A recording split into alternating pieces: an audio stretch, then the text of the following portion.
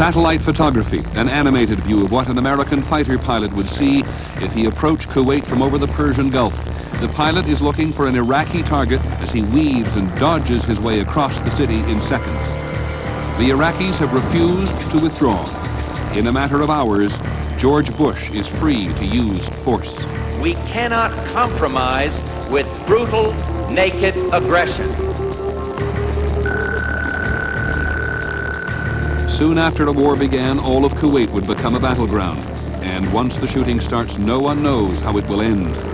It is now 5.5 months since Saddam Hussein invaded, and George Bush will lie in the sand.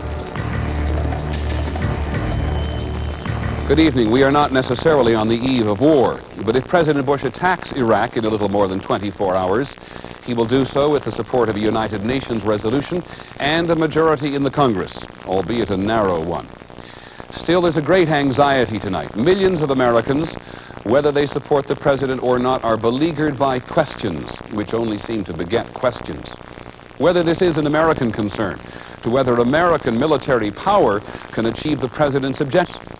All the what-if questions.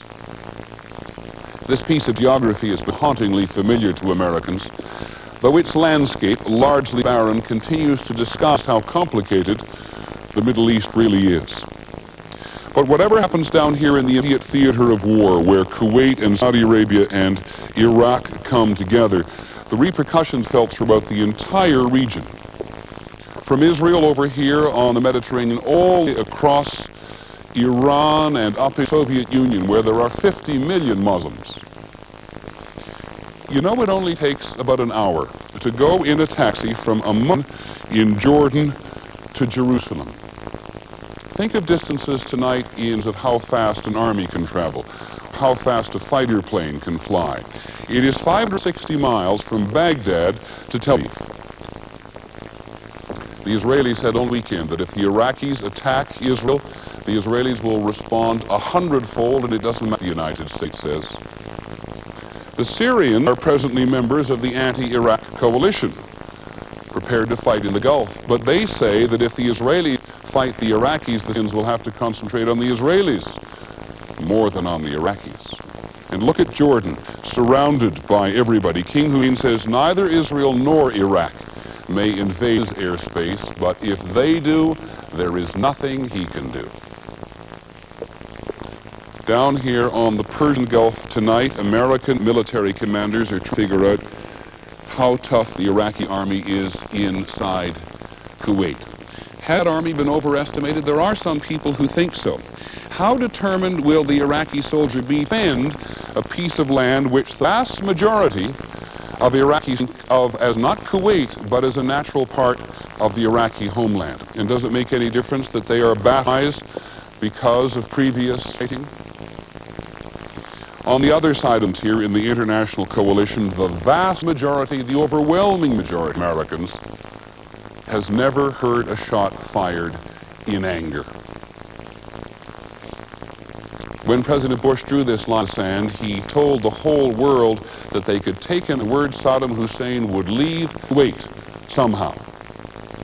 Trying to anticipate Saddam Hussein, trying to divine what Saddam Hussein will do next, is infinitely more frustrating.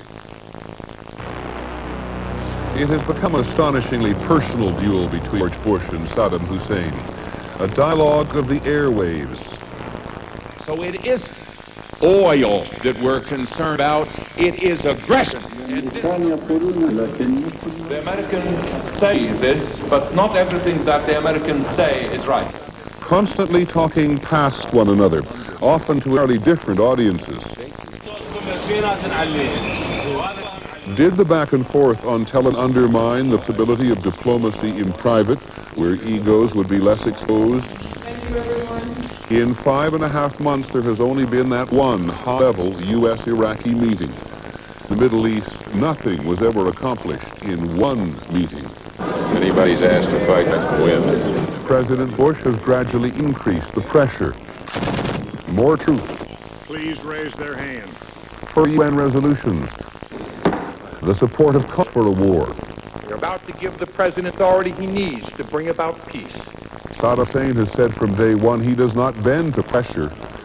And so far, he has never had to. Others have always bent his will. The Iraqi government miscalculated.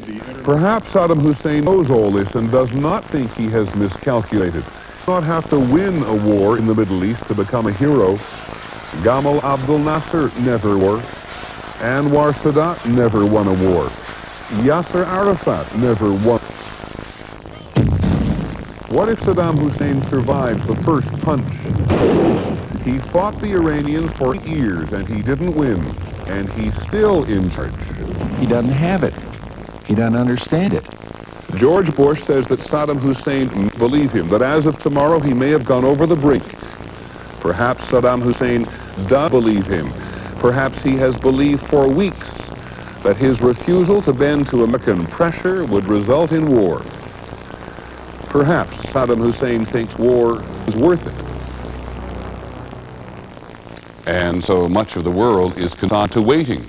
And still, this late in the game, there is so much wishful thinking. Maybe Saddam Hussein will leave tomorrow. Maybe there is still a way. We have various colleagues tonight in various places. What do they think? In Washington, John McWethy, who has covered the Secretary of State at the very beginning of this crisis. John, I'd like to know what he thinks privately tonight, despite what he has said publicly. Does he think all the diplomacy is over? Peter, I think it is very likely that Secretary Baker, deep in his heart, believes that diplomacy is over and that a war is now going to follow as a result of the fact that Saddam Hussein has simply not been willing to entertain any offer, even offers that the United States is not interested in entertaining either. As late as today, almost to sustain the wishful thinking, the French are out there with another initiative, the Yemeni, the Algerians. Does the Secretary think they have any value? The Secretary is willing to support them in public, but a number of elements in the various plans are things that the United States thinks should not be offered. They are rewards, in other words, that Secretary Baker calls them, but the U.S. doesn't support them, not privately, and the U.S. thinks they have very little chance of going anywhere. Okay, John McWethy in Washington. Thank you. Let's move on to London, where ABC's Pierre Salinger is standing by. Pierre, you've talked to a score of sources the last few weeks. What do you think Saddam Hussein will now do? Well, Peter, Saddam Hussein was prepared for war, but it is part of the Saddam Hussein mentality and the Iraqi mentality. Friends say that Saddam Hussein is not afraid to die, because if he dies, he will become a martyr hero in the Arab world. But if he lives, he wants to stay in power. And therefore, what he wants to do is to hold out, because the Iraqi mentality is pride. And the worst thing that they will not face is threat or intimidation. That is exactly what Saddam Hussein's mindset is. Actually, he's sitting in Baghdad, according to a very close friend of his we talked to about 2 hours ago. Only one thing can now solve this crisis, and that is if George Bush pick up the telephone in the White House and call him and start patients directly. He wants to talk to his adversary. He doesn't want to talk through intermediaries. We've heard that before, Pierre, and I suspect it's not likely to happen tonight. Thanks very much. Let's move on to the Middle East, to Amman, where ABC's Judith Kipper, who comments regularly on the Middle East for us, is standing by. Judith, same question. You've talked to a score of sources. You've been all over the Arab world and in Israel in the last couple of weeks. What do you think Saddam Hussein is after? I think Saddam Hussein has his back against the wall, and he's going to wait for the war. If he can stay alive during a war, he will emerge as a hero in the Arab world, and the street will be with him. And he doesn't have to win a war to be victorious. Does the street make any real difference when it comes to war? I think it does make a difference, not militarily, of course, but politically. He's a hero the Arab world hasn't had for a long, long time. It's not that Arabs support occupation, but they do support his toughness in facing up to the West, to the United States, and to Israel. Judith, from Iraqis, we often hear about the conspiracy theory, that we're after him no matter the circumstances. Do you think he believes in it? I think he believes in it very seriously. He himself is a conspirator, and certainly the introduction of American troops into the Gulf for him was the fulfillment of what he has believed for a long time, that in fact the United States and the West are out to get him. Judith Kipper in Amman, thanks very much. Just down the road in Jerusalem is ABC's Dean Reynolds. Dean, we hear it all the time that if Saddam Hussein is attacked, the first people he will attack will be the Israelis. Does the Israeli military believe it? The Israeli military definitely believes it, Peter. They believe right now that there's a 90% chance that war will break out, and that if it does, there's a 99% chance that Iraq will try to attack Israel. And in a phrase, does the Israeli military feel threatened? Seriously threatened? No, they do not, Peter. They believe that Saddam Hussein's missiles are generally inaccurate and relatively small. Dean Reynolds in Jerusalem, thank you very much. As we move rather quickly on to Riyadh, where ABC's Barry Dunsmore is somewhere in that satellite mix, monitoring the U.S. military high command's thinking about Saddam Hussein on this eve of the deadline expiring. What's their calculation about Saddam Hussein tonight, Barry? Well, Peter, what they're saying is that he is too unpredictable to predict. But frankly, some of the people that I've been talking to on the fringes certainly seem to think that the fat is in the fire, and some of them think that he may strike first. And rather quickly to you, Barry, if I may, because you've covered the region for so long, what do you think Saddam Hussein will do? Well, I've been up and down the emotional roller coaster, but my gut feeling for a week or so has been he definitely is not going to withdraw. He's not going to concede. People say he has done so before, but that's one of the reasons he won't do it this time. Barry Dunsmore in Riyadh, thank you very much. And finally, we go to the place here at home which truly counts. ABC's Britt Hume is standing by at the White House. Britt, I wonder sometimes whether the president didn't believe throughout all of this crisis that Saddam Hussein would move. Oh, Peter, I think he did believe that. In fact, I think at the outset that the president thought that Saddam Hussein would be very much moved by the array of nations against him, including his former supplier and patron, the Soviet Union. I think there was surprise here at the White House that the diplomatic array against him seemed to have no effect on him. We've all tried to monitor the president's state of mind throughout this crisis. Is he relaxed about everything this evening? Well, I think he's about as relaxed as he can be under the circumstances, but I think his mood is generally very grave and very worried, more so than at any time since I have known him. Britt Hume at the White House and my other colleagues, thank you very much. There are so many more questions than the ones we've asked now, so we'll continue in just a moment.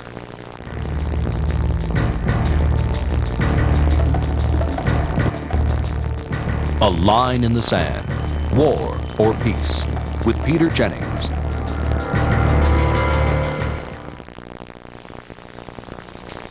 Anyone who says this crisis isn't in very large measure about oil is simply mistaken.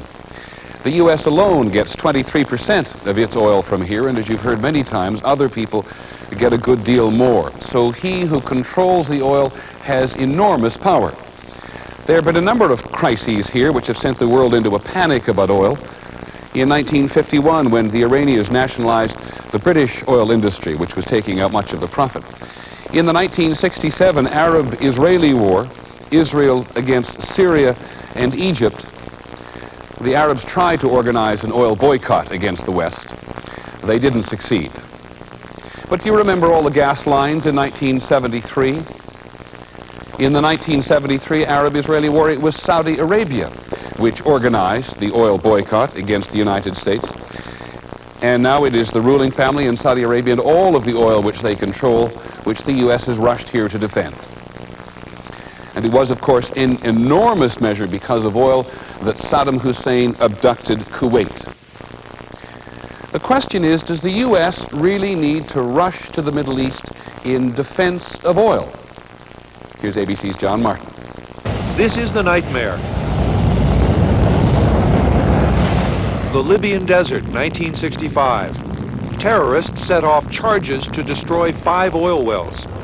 If war breaks out in the Persian Gulf, the damage will be far more devastating. Some intelligence reports say Iraqi commandos have placed explosives on 300 of Kuwait's 1,000 oil wells. Our jobs, our way of life, our own freedom, and the freedom of friendly countries around the world would all suffer if control of the world's great oil reserves fell into the hands of that one man, Saddam Hussein. If that was the threat when the crisis began, the reality today obscures it. The world has enough oil. We're 155 million barrels over normal stock levels in the world market today. We have 100 million barrels at sea that can't be sold on the market.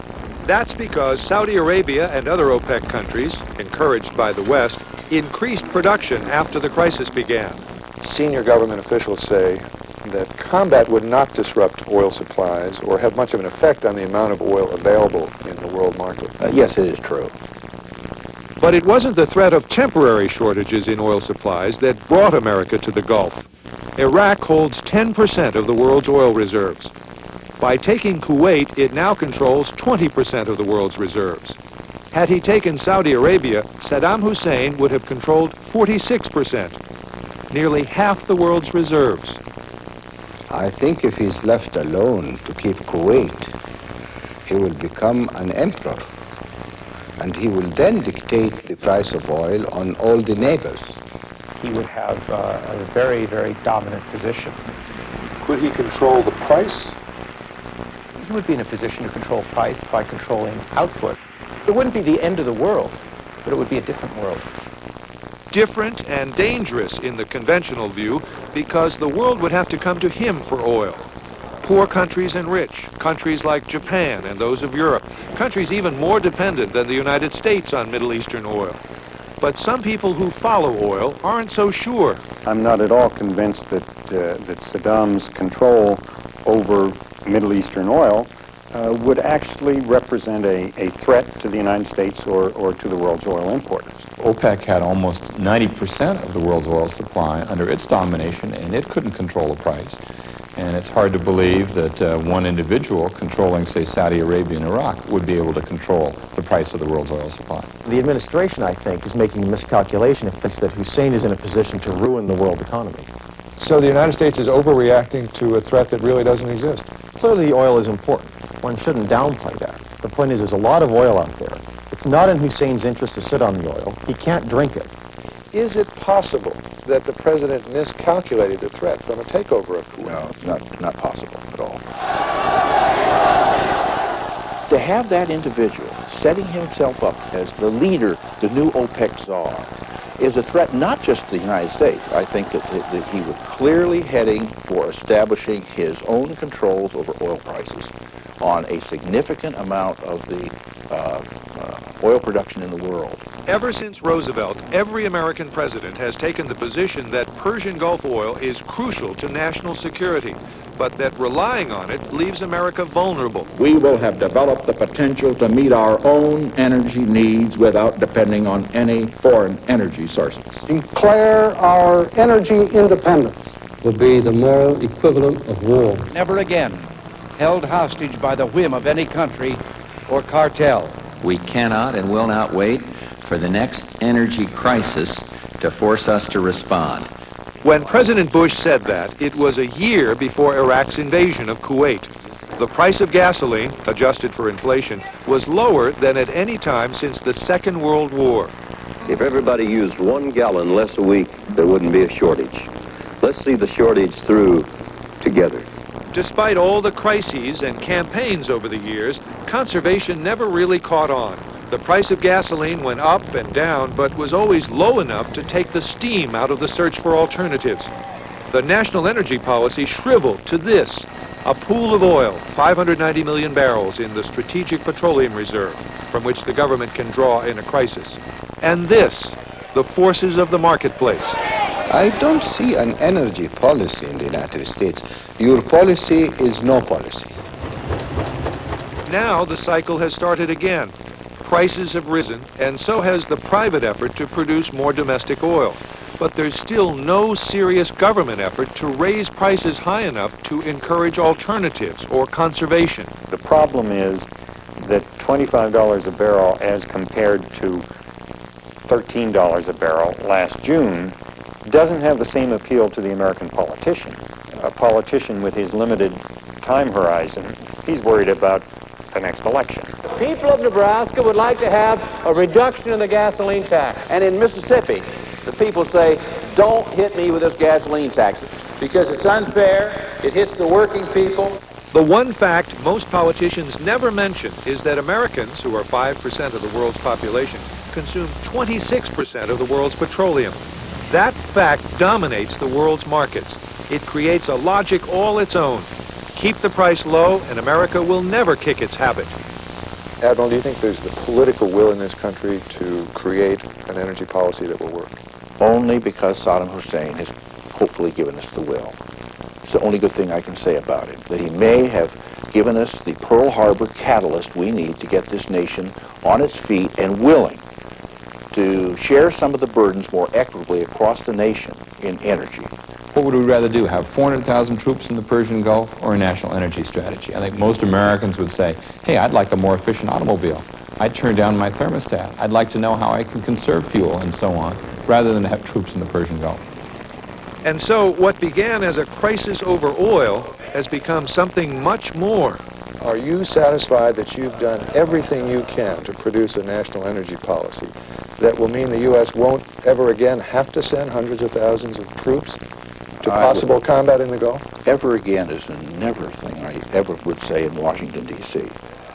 That would be my desire and my hope.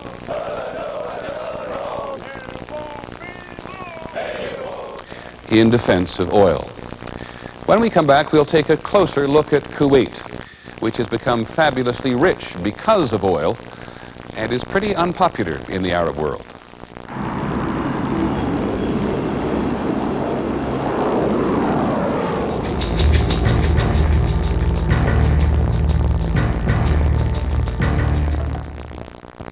A line in the sand, war or peace. Once again, Peter Jennings.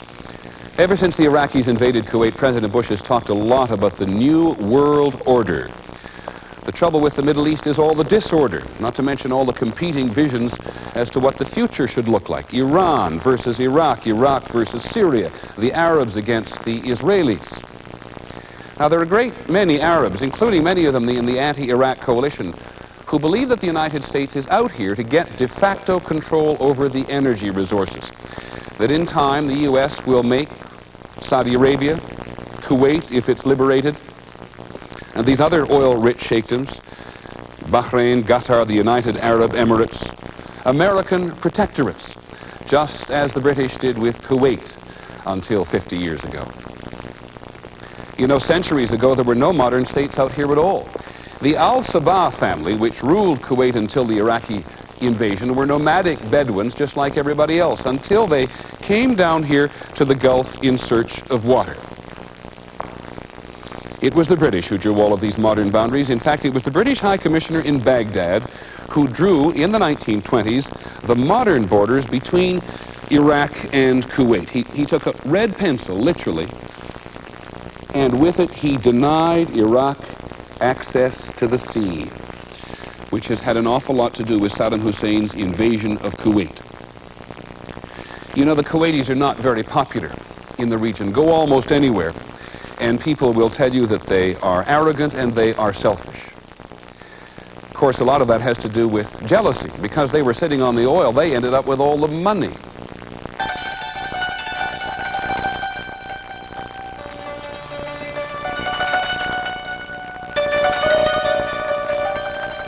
Kuwait was not always rolling in money.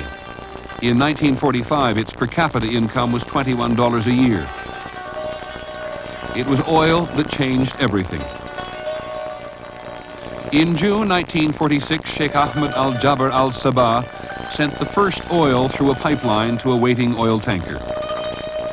Kuwait was changed forever, and so were the Kuwaitis.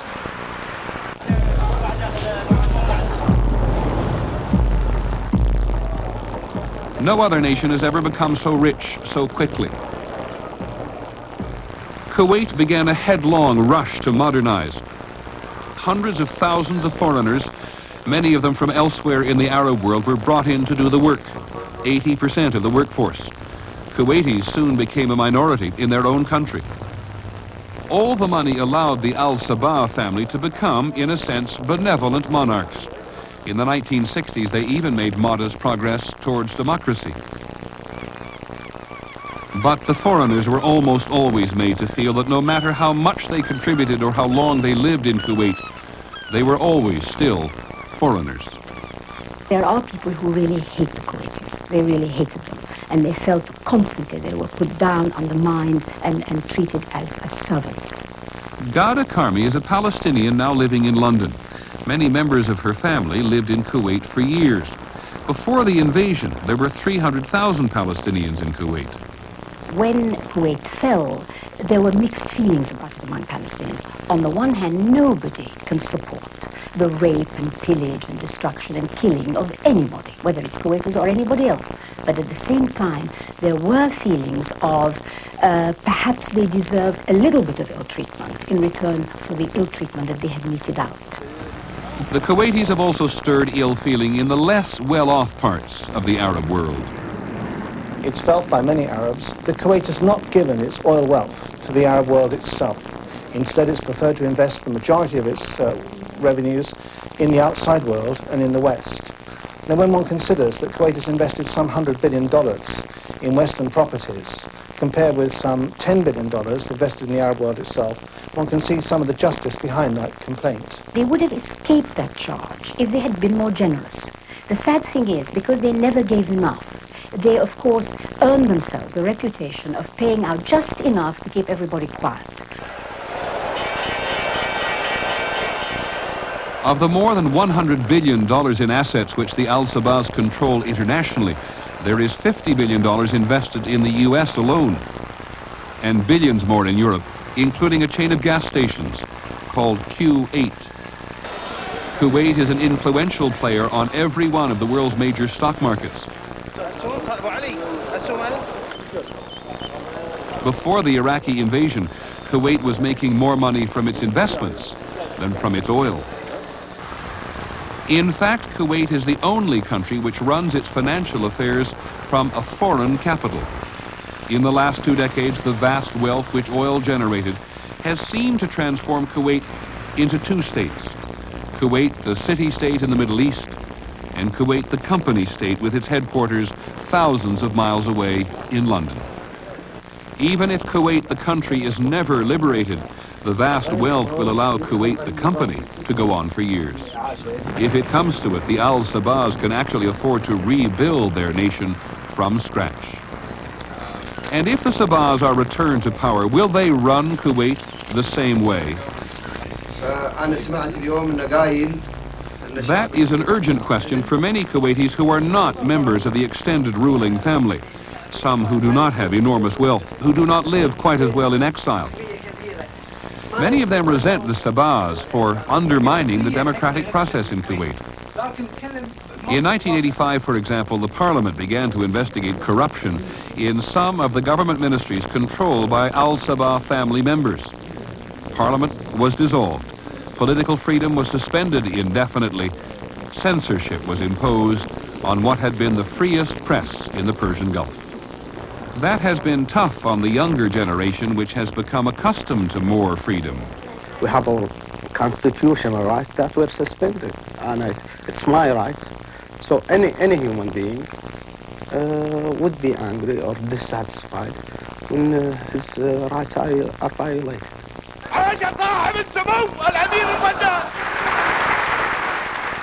Even at a meeting in Saudi Arabia called to demonstrate unity in the face of Saddam Hussein, members of the Kuwaiti political opposition managed to call into question how just the Sabah family has been.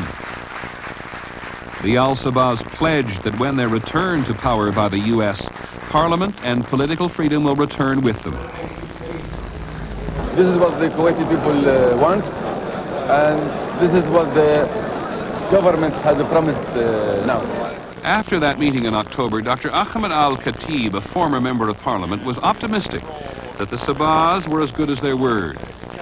Today, he is not convinced. He recently told other Kuwaiti exiles in London that he now believes the Al-Sabahs will, in fact, tolerate less opposition than before. He told us the Sabahs will decide which Kuwaitis are actually allowed to return from exile. They want to have tighter control of the government, but I don't think they will do it. They can't do it, because the Kuwaitis, they will refuse that. And I hope that they will be reasonable, because if they are not, we are going to fight them. But first, all Kuwaitis would agree their land must be liberated, and for that, they will rely on American soldiers. And now we come to the crunch. A few months ago, when we wandered around this map talking about the origins of the conflict, nobody ever really thought there was going to be a war in this small place. But tonight, with all the threats on the table, the possibility of alliances breaking down with 1 million men concentrated on this very small place. Sane men in insane circumstances, someone said. With weapons unlike anything the United States used or had used against it in Vietnam, including chemical weapons, there is a real sense of menace in the Middle East. And there doesn't appear to be any sanctuary. Americans, for example, in nominally rear areas such as Dhahran here on the Persian Gulf, or even in the Saudi capital of Riyadh, are within range of Iraqi missiles, however random those missiles may turn out to be over long distances.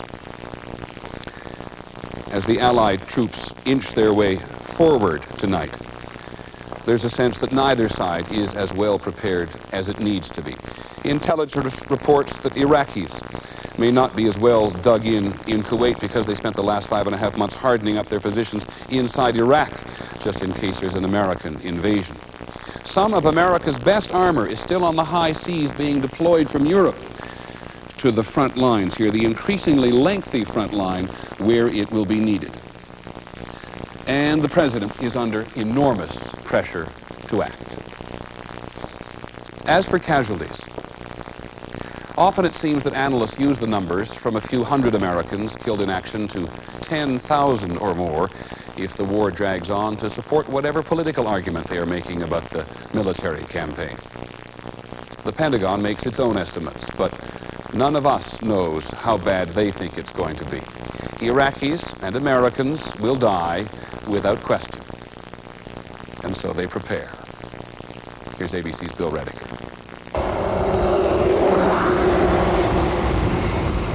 U.S. forces are moving by the thousands to the front.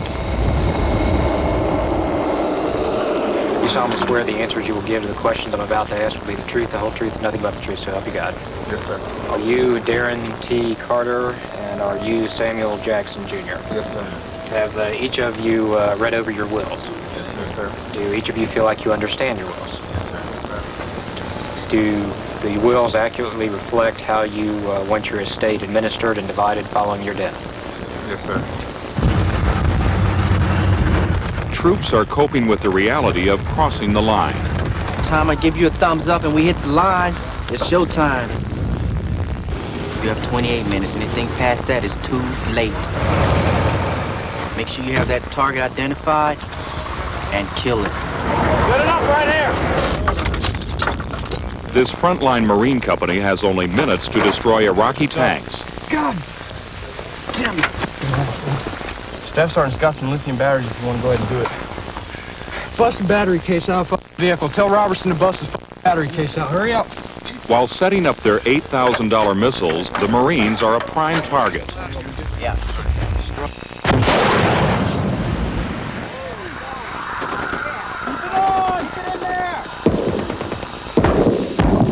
A successful hit means survival. Yeah! Yeah, baby!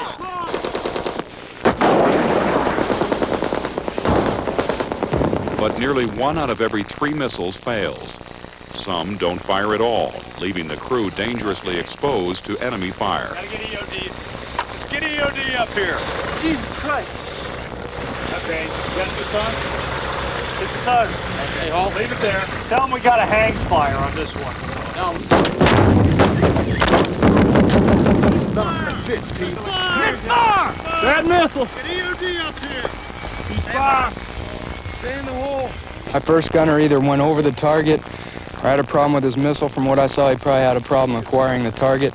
My second missile, rocket motors never kicked in on the second missile, so that's why you saw the missile about 50 feet out of the tube go tumbling across the ground. So now basically if it was a real-life situation, tanks have already seen my missiles fired and everything. They know where my positions are at, and since I'm dug into the ground, I can't pick up 220 pounds and run somewhere, so basically my people and me are dead. How does that make you feel? As long as I die with them, so I don't have to write no letters to mamas. I really don't think there's any way you can prepare somebody for the meat grinder. You know, just something that it's going to be faced. Have you told your men what sort of casualties to expect in combat? I've told them that they have to expect and prepare for casualties. They have to be ready to to move on and take up a higher leader's position if necessary. But again, unless you've actually been there, you just can't really begin to describe what I would envision as the horror. American forces are pitted against an army that has 3 times as much artillery, twice as many tanks, attack helicopters, and a proven willingness to use chemical weapons. When was the last time the U.S. faced that kind of an enemy? Well, I'm not so sure that the U.S. has ever faced anything quite like this before. So what are we confronted with? So you're talking about probably the most violent type of conventional clash that has ever existed in the history of warfare. General Traynor witnessed Iraqis in action during the final stages of their 8-year war against Iran. They exploited an arsenal of modern Soviet artillery, French and Russian bombers and fighters. They were willing to take hundreds of thousands of casualties before their final assault. This is not the kind of army that will fall apart after the first strike. No.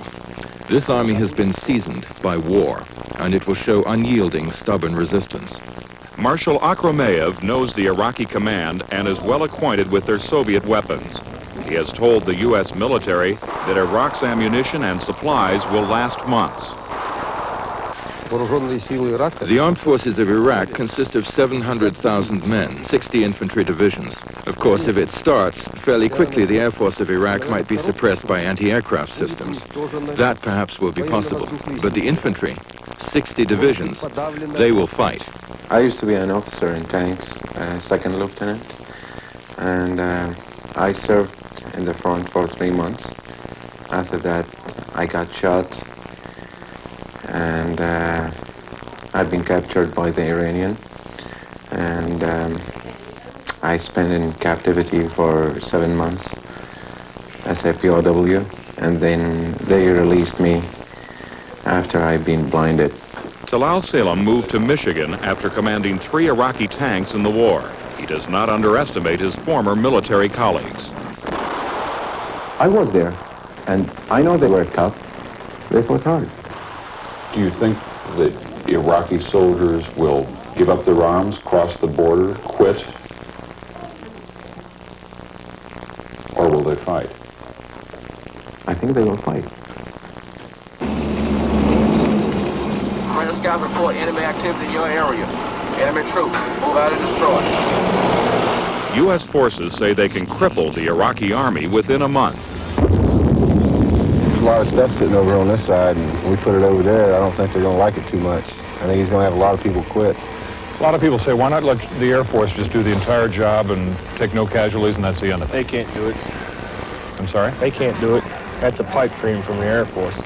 They won't admit it, but there ain't no way in hell air power is going to knock out all the stuff they have. You got to have the ground forces to do that. They can do a lot of damage, but there's still going to be a lot of tanks, a lot of armor sitting on the ground that they're not going to get to, and it's going to take us to go in there and get them out. They will go into what is being called a killing zone in Kuwait.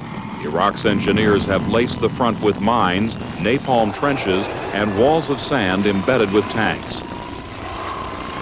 They will be difficult to breach because they built them along the same models that they did with the Iranians, with barbed wire mines, various obstacles, anti-tank obstacles, strong defensive positions in sequence, in great depth, all of them being supported with artillery and from adjacent positions. These will be very, very difficult, the sort of thing that we ran into in the Pacific battles in World War II.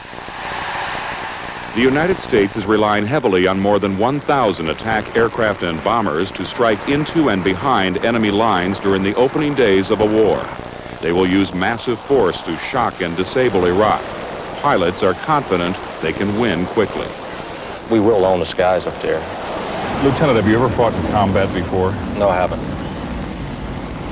Does that bother you, considering the fact that you may now be called on to do that?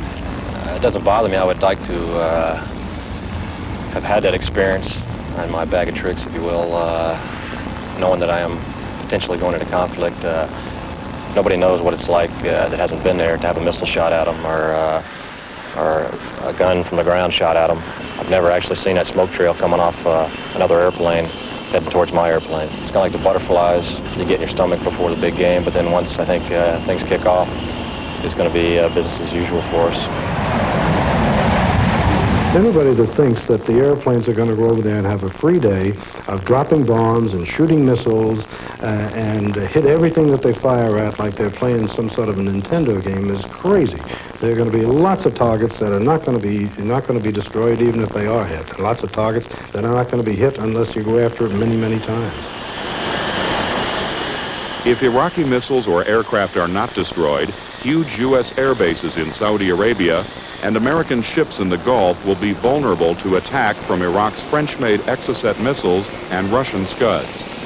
The things that the Allied forces need to worry about are Iraq's surface-to-surface missiles and the sort of warheads they could be putting on those missiles. You have Scud missiles and variants of the Scud missiles which have got a range up to about 500 miles. They can carry a high explosive warhead of up to 1 ton, but more worryingly they could carry either a chemical warhead of nerve gas or mustard gas, or possibly even fuel air explosive.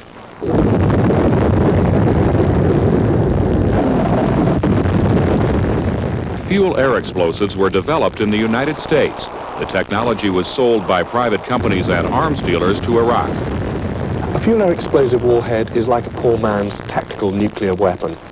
It's basically a little bit like a napalm charge, but you're firing a blanket of petroleum air mixture over about 400 or 500 yards, and then once that blanket is spread out, it's detonated, and it gives you tremendous blast and tremendous heat effects over that whole area, and the effect is totally devastating. Iraq's threat to use chemical weapons is forcing American troops to face the possibility of gruesome casualties. The type of casualties you get from chemical weapons are very nasty. It's not a clean casualty. You'll have someone coughing their lungs out. You'll have terrible blisters appearing on their skin. It's very demoralizing if you see that happening to a friend of yours. Kevin, this is time. Medics, who will have to treat and evacuate the wounded, are expecting the worst. Those of us that have been and seen casualties and seen death and actually smelt and tasted war want no part of it. We haven't dealt in chemical, biological warfare, and we're not sure what's going to happen. But we are prepared and are trained in the chemical treatment of patients and casualties. Talk to me about these biological, what are we getting now? They're going to issue shots or vaccinations against anthrax. Have you heard anything about that? Have you gotten any instructions about that, or is that just for troops up north? No? Really? Death cures anthrax. Death cures anthrax. That's about the only thing it'll do. Hopefully it'll be not too messy, but to say that it won't be messy, I think would be a very bad mistake. It'll be messy.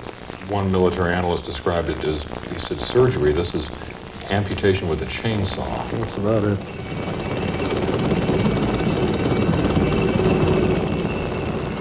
Have each of you read over your wills? Yes, sir. Do the wills accurately reflect how you want your estate administered and divided following your death? Yes, sir.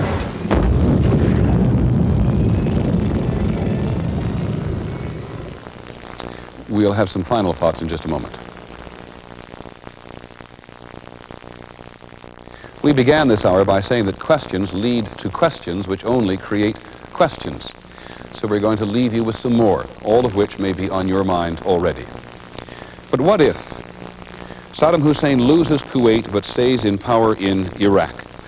Will President Bush go beyond his stated objectives and invade Iraq? What happens if the U.S. prevails in Kuwait but there is still no peace? This brings up a long-term question. What if the U.S. is obliged to occupy Kuwait or stay on in Saudi Arabia? What happens if the Arab coalition falls apart? What happens if Iraq and Israel go to war and King Hussein of Jordan in between them both is swept away? And if Iraq is defeated, who fills the power vacuum in the Middle East? Remember, it wasn't that long ago that the U.S. supported Saddam Hussein to keep the Iranian revolution in check. If President Bush orders an attack, will he be setting events in motion he cannot control? What will this map look like when it's over? And at what cost in human life? I'm Peter Jennings. Good night.